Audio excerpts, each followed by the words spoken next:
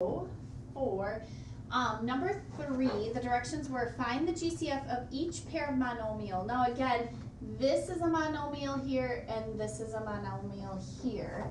What we're trying to do is find the GCF for each.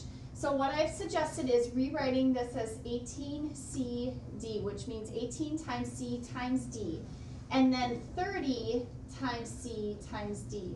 So who can tell me how to factor out 18? What numbers, and their prime numbers, would multiply to give us 18? What do you think? Yes? 3 times 3 times 2 times C times D. Good. All right.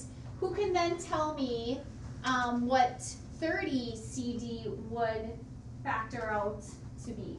2 times 3 times 5 times C times D. Good.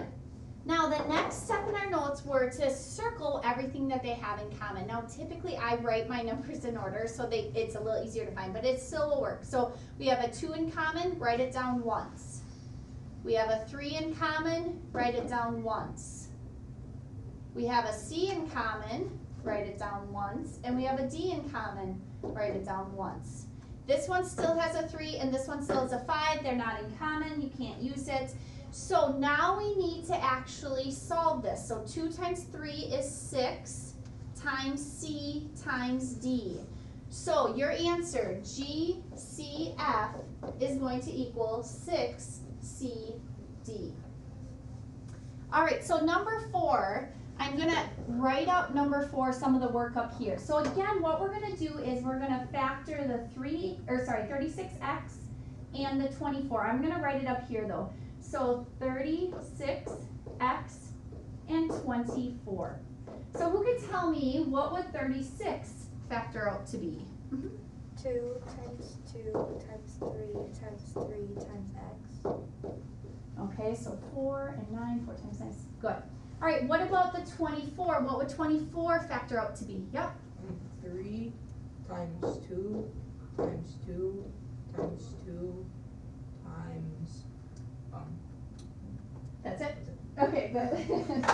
All right, so again, circle a 2, circle a 2, circle a 3, and that's it. So for each circle, you write down the number once.